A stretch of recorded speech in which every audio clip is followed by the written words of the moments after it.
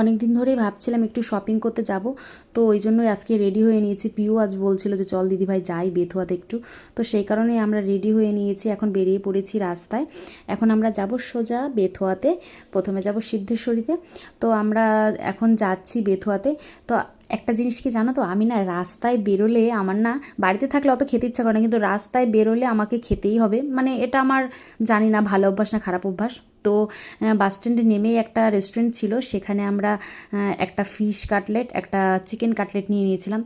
কিন্তু এত বাজে খেতে, কি বলবো, এখন পয়সা দিয়ে কিনে বাজে বলতে হচ্ছে, মানে ভিতরে কিচ্ছু নেই, পুরোই ফাঁকা। তো খাওয়া দাওয়া করে চলে গেলাম সিদ্ধেশ্বরীতে। দেখো এই ড্রেসটা কি ভালো লাগছিল, মনে হচ্ছে আমি কিনেই পরে নিই, যদি নিই কিন্তু ওটা। তো এখানে আমরা কিছু বাচ্চাদের ড্রেস দেখছিলাম। তো বাচ্চাদের ড্রেসগুলো দেখে চলে গেলাম আমরা শাড়ির কাউন্টারে, মানে ওখানে কিছু শাড়ি দেখছিলাম, নেওয়া হয়েছে, সেগুলো তোমাদেরকে পরে দেখাবো। পরে তোমাদেরকে দেখাবো যে কী শাড়ি নেওয়া হলো, আর কি কি আরও অনেক কিছু কেনাকাটা করেছি সেগুলোও পরে দেখাবো। আর দেখো এই যে বাচ্চাটা, মানে যেখানে যায় সেখানেই দুষ্টুমি ওর, মানে দুষ্টুমি ছাড়া ও কিছু বোঝে না। তারপর আমরা কিছু কুর্তা দেখে নিচ্ছিলাম, মানে ভাবছিলাম কুর্তা নেব।